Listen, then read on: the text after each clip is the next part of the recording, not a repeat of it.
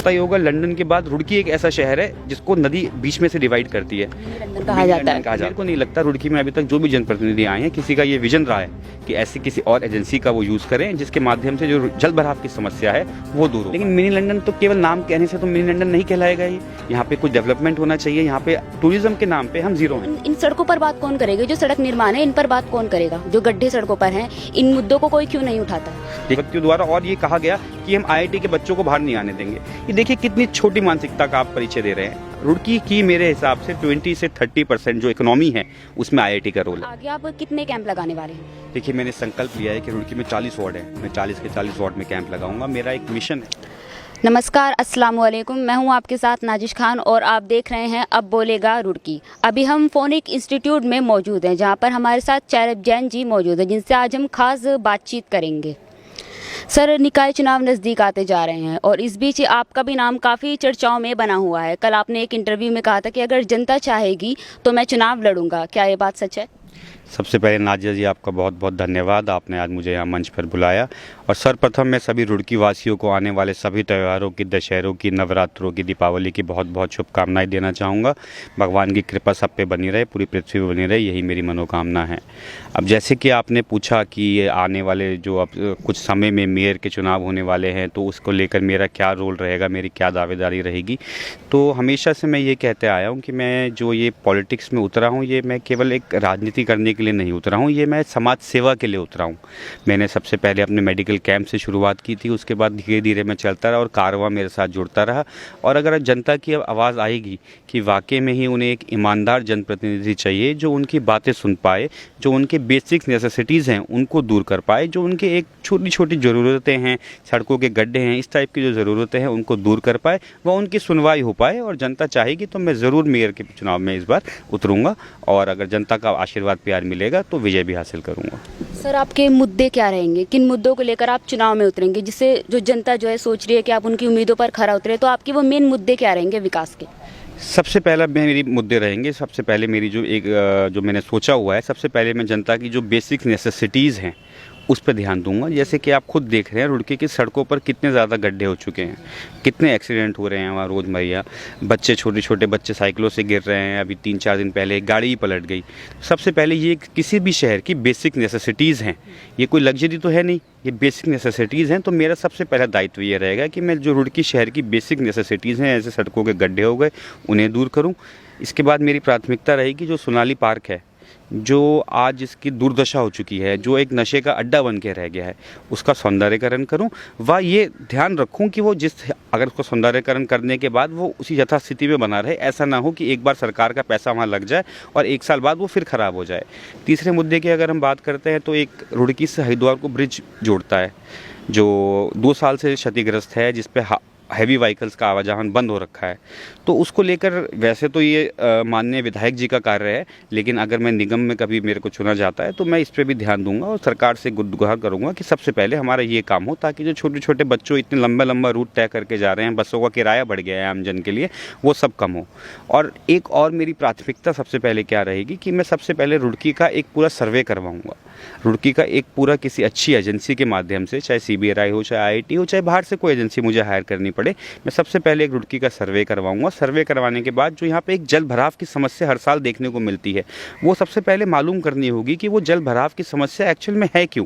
क्योंकि हमारे पास इतने बड़े बड़े रुड़की में नाले हैं, निकासी के लिए हमारे पास सोनाली नदी है, फिर भी हम लोग जल भराव की जो ये समस्या से जूझ रहे हैं, ये हम क्यों जूझ रहे हैं, इसका एक सर्वेक्षण होना चाहिए। लेकिन सर्वेक्षण करने के लिए एक किसी बाहर की एजेंसी को बुलाना अनिवार्य है। तो मेरे को नहीं लगता रुड़की में अभी तक जो भी जनप्रतिनिधि आए हैं किसी का ये विजन रहा है कि ऐसी किसी और एजेंसी का वो यूज़ करें जिसके माध्यम से जो जल भराव की समस्या है वो दूर हो पाए।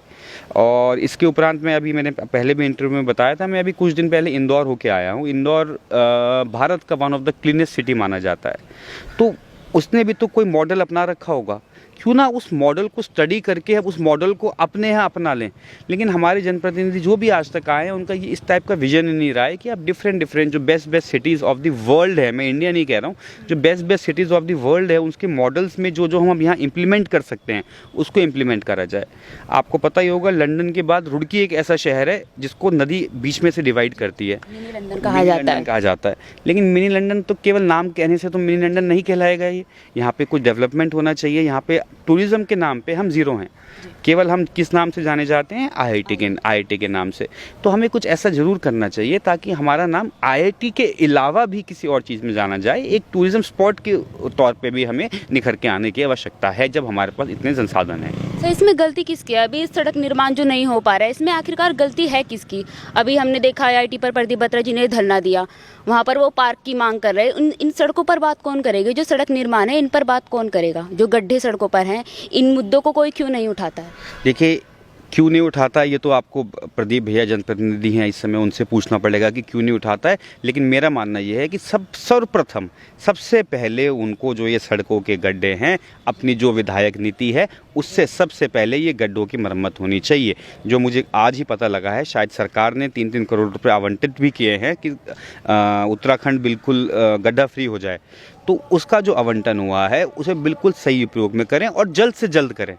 मतलब बजट आ जाता है, हम वो काम टाइम पे नहीं कर पाते हैं, बजट लैप्स कर जाता है, तो ये तो एक जनप्रतिनिधि के लिए डूब मरने वाली बात है। अगर हम किसी भी प्रकार का सरकार द्वारा आवंटित बजट को लैप्स होने दे रहे हैं तो ये हमारे लिए डूब मरने वाली बात है। सरकार हमारी मदद करने को अगर तैयार है और हम उस मदद को नहीं ले पा रहे हैं तो इससे बुरी हालत में और कुछ नहीं हो सकता। और जहाँ तक आपने प्रदीप भैया के धरने की बात करी है, वो धरना मेरे हिसाब से प्रदीप भैया को किसी ने बहुत गलत सलाह दी है। वो धरना होना ही नहीं चाहिए था।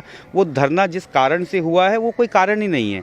आप आईआईटी में आप चाह रहे हैं कि हर मानस का प्रवेश कर दें, आप कोई भी रुड़की का वासी हो उसका प्रवेश कर दें, या कोई बाहर से भी आ रहा हो उसका प्रवेश भी खोल दें, ये तो संभव ही नहीं है। एक संस्था है, संस्था के नियम है, संस्था के कानून हैं, वहाँ स्टूडेंट्स पढ़ रहे हैं, वहाँ से पूरे वर्ल्ड में हमारा नाम रोशन करने वाले इंजीनियर्स जा रहे हैं, फीमेल स्टूडेंट्स हैं, फीमेल फैकल्टीज़ हैं, 100 तरीके की सिक्योरिटी उनकी सिक्योरिटी है, बिल्कुल उनकी सिक्योरिटी है। कल को अब कोई व्यक्ति जाता है वहाँ जाके नशे के पदार्थ बेचने लगता है तो इसका जिम्मेदार कौन होगा? अभिभावक तो आईआईटी के डायरेक्टर को जिम्मेदार ठहराएंगे ना, वो किसी जनप्रतिनिधि को या किसी कार्यकर्ता को या रुड़की के निवासी को तो इसका वो नहीं ठहराएंगे, वो तो आईआईटी के डायरेक्टर को ठहराएंगे। तो इसलिए आईआईटी के डायरेक्टर ने अगर सोच समझ के ये कुछ निर्णय लिया है तो मैं इससे बिल्कुल सहमत हूँ। यदि इसके पश्चात भी कुछ ऐसे गिने चुने कुछ नागरिक हैं जो आईआईटी के आसपास रहते हैं, जो सामाजिक जो वरिष्ठ नागरिक हैं, जिनको वाकई ही व्यायाम की या एक साफ एयर की ज़रूरत है, तो क्यों ना प्रदीप भैया ने उनके पुलिस से वेरिफिकेशन करा के आईआईटी के डायरेक्टर से खुद बात करते, आईआईटी के डायरेक्टर खुद ही अलाउ कर देते। लेकिन प्रदीप भैया बीजेपी के विधायक, राज्य में सरकार बीजेपी की, आईआईटी किसके द्वारा रन होती है? गवर्नमेंट ऑफ इंडिया के द्वारा। गवर्नमेंट ऑफ इंडिया में इस समय कौन बैठे हैं? बीजेपी बैठी है। तो ये धरना किसके अगेंस्ट था, मैं ये समझ नहीं पा रहा हूँ।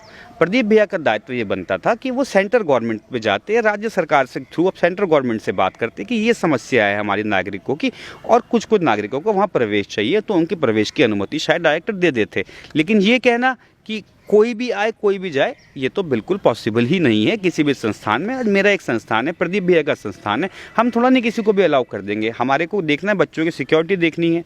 इसके बाद ये कहना, कुछ प्रदीप भैया ने हालांकि नहीं कहा, कुछ व्यक्तियों द्वारा और ये कहा गया कि हम आईआईटी के बच्चों को बाहर नहीं आने देंगे। ये देखिए कितनी छोटी मानसिकता का आप परिचय दे रहे हैं। रुड़की की मेरे हिसाब से 20 से 30% जो इकोनॉमी है उसमें आईआईटी का रोल है। आईआईटी के बच्चे बाहर आते हैं कि आईआईटी के नाम से ही जाना जाता है। आईआईटी के नाम से जाना जाता है और इसके अलावा इकोनॉमी में भी आईआईटी का एक बहुत बड़ा रोल है। इतने हज़ारों की संख्या में बच्चे यहाँ आते हैं, वो बाहर निकलते हैं, उनकी डेली की जो ज़रूरतें हैं, ग्रॉसरी है, मेडिकल नीड्स हैं उनकी। इतने रेस्टोरेंट्स खुल गए हैं ना, आपने खुद देखा होगा कितने रेस्टोरेंट्स खुल गए हैं। कौन चला रहा है उनको? आईआईटी के बच्चों की वजह से तो चल रही हैं। एक संस्थान के नाम से आप जाने जाते हो, उस संस्थान के आपकी इकोनॉमी में भी बहुत बड़ा रोल है, और आप उन संस्थान के खिलाफ ही धरने पे बैठ गए, वो भी ऐसे मुद्दे को लेकर जो मुद्दा ही नहीं है। तो ये कहीं ना कहीं गलत है। प्रदीप भैया को किसी सलाहकार ने गलत सलाह दी है। सर, स्वास्थ्य की बात करें तो अभी तक आपने काफ़ी कैंप लगा दिए और आगे आप कितने कैंप लगाने वाले हैं? देखिए, मैंने संकल्प लिया है कि रुड़की में 40 वार्ड हैं, मैं 40 के 40 वार्ड में कैंप लगाऊंगा। मेरा एक मिशन है कि रुड़की रोग मुक्त हो जाए।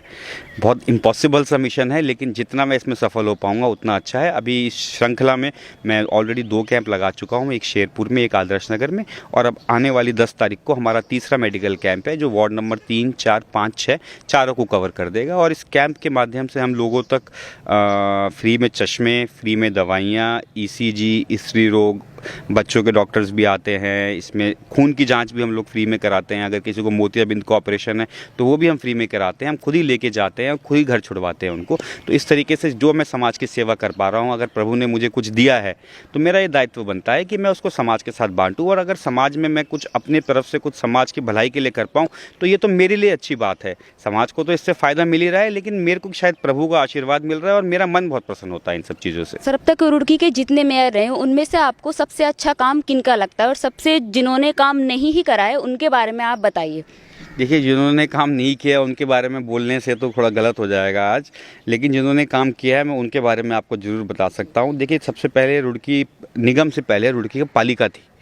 पालिका में दिनेश कौशिक जी जब चेयरमैन चुने गए थे, जितना काम उस समय वहाँ पे हुआ है उतना कार्य अभी तक कभी नहीं हुआ है। जो सोनाली पार्क का निर्माण भी हुआ है वो भी दिनेश कौशिक जी द्वारा कराया गया है।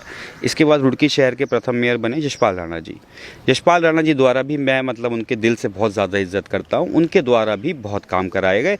उनमें एक जो मुझे खासियत, सबसे बड़ी खासियत लगती है, उनके यहाँ सुनवाई थी। छोटे से छोटे व्यक्ति की भी सुनवाई होती थी।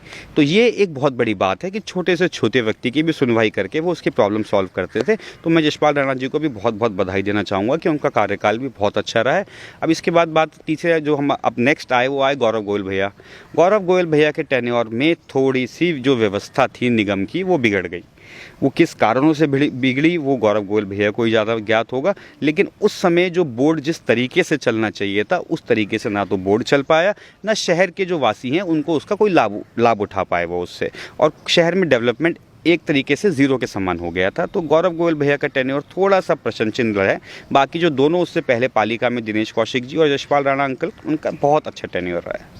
सर, अभी रुड़की में जैसे भ्रष्टाचार हो रहा है, अवैध निर्माण के कार्य हो रहे हैं, तो अगर जनता आपको चुनती है, आप मेयर बनते हैं, तो इस पर आप रोक कैसे लगाएंगे? देखिए, जो अवैध निर्माण की जहाँ तक आपने बात करी है वो कायदे से तो मेयर के उसमें नहीं आता है। मेयर की जो रेखा है उसमें नहीं आता है। वो काम तो HRDA का है। लेकिन अगर मैं कभी मेयर बन के जाता हूँ तो ये मेरा जनता से प्रॉमिस है कि मैं ज़रूर HRDA पे इतनी नकल कस के रखूँगा कि वह कोई अवैध निर्माण ना होने दें, रिश्वत खा के वो ज़बरदस्ती नक्शे पास ना करें, वह किसी गरीब आदमी को तंग ना करें। अब वो बड़े बड़े पूंजीपतियों के नक्शे तो पास कर दे रहे हैं पैसे देकर, लेकिन एक गरीब आदमी है जिसे अपने एक 2 कमरे का घर बनाना है, उसका नक्शा पास नहीं कर पा रहे हैं क्योंकि वो पैसे देने में बेचारा सक्षम नहीं है। तो जनप्रतिनिधि अगर मैं कभी बनता हूँ, और मैं अगर कभी जनप्रतिनिधि नहीं भी बनता, वैसे भी किसी को मेरी कभी ज़रूरत महसूस दे, तो मैं हमेशा जनता के साथ खड़ा हूँ। अन्याय के साथ में हमेशा, अन्याय के विरुद्ध मैं हमेशा खड़ा रहूँगा और आपको हमेशा खड़ा पाऊँगा। तो अभी हमने बात की है चैरब जैन जी से, जिन्होंने हमें बताया है कि वो किन किन मुद्दों को लेकर आएंगे अगर वो मेयर बनते हैं तो।